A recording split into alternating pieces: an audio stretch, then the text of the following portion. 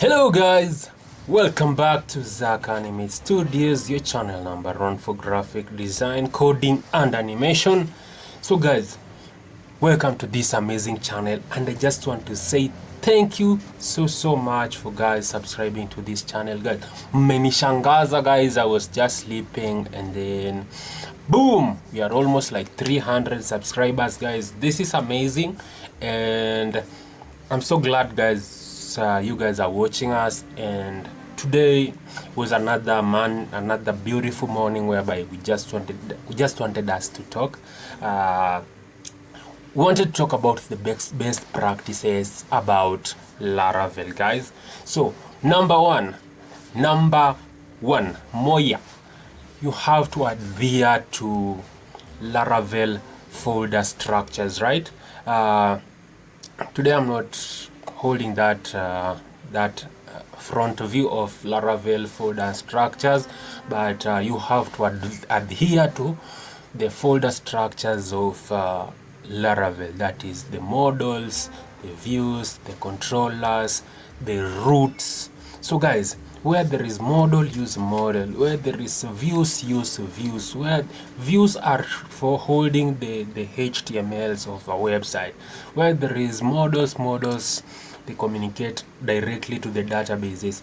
And then where there is controllers are the controls that hold both views and model. So you have to adhere to that.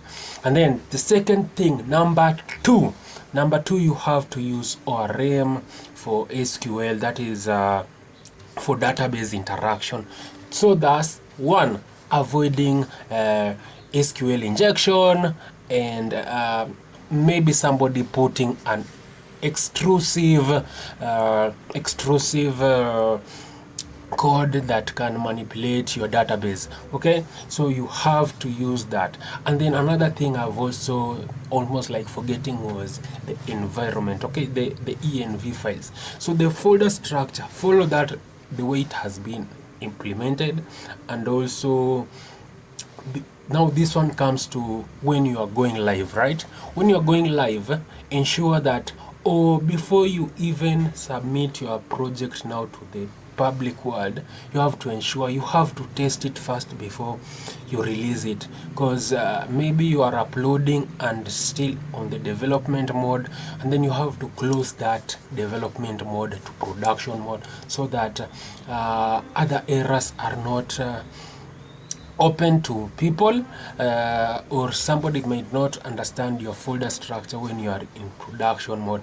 And then also use servers. Avoid shared hosting. Avoid really shared hosting on Laravel, because there's a lot of sensitive information. And then another thing is validation. Okay, you have to validate. That is number three. You have to validate where basically creating applications need to be validated, right?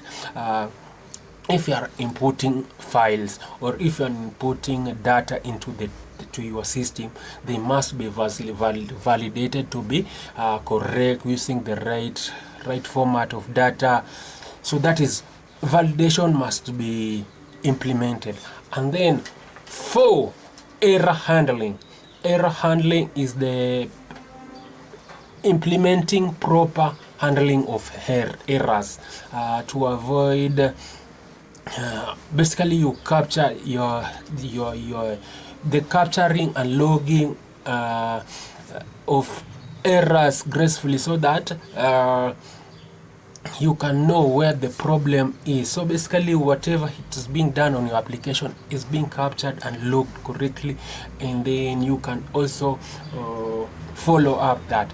So number 5 is use of root model binding, right? Taking advantages of the root. There is this where root is, let me explain it in a layman's language. This is how you redirect users, or you redirect your application to specific page. Let's say after you have created your application, you create your application, you have created a create function. After creating function, basically is the input form. After somebody has input form, it has now to be redirected either to the same page if you are creating an SPA application, or if you are it is going to redirect him to the next page. So basically you reroute your users in a correct way. And then environmental, as in environment configurations. This is where you store your very crucial information, critical information about your application. That is the env, the env folder. There's the env file where it has the database information. Your passwords are always on there, so you have to keep it safe, because it also holds the APIs and all that, API keys. And then another process is, when working with your database, ensure avoid raw SQL injections. That is, I know there are people, there's a way you can do raw SQL injection whereby you call the entire database, use DB, by the way, that is the code, use DB and then DB, whereby, so you are clocking the entire application. And also it is bad for you because it is going to expose the entire data in a single view, and somebody can, so it brings all the information of that database inside an application. You can imagine if you have a list of your clients and you are exposing them using raw SQL. So remember to use the eloquent, so that you can only pick the information that you require, the only tables that you require. And then commenting. Okay, now this is another thing. Ensure you do the right commenting, so that let somebody not manipulate your comment so that he can access your code.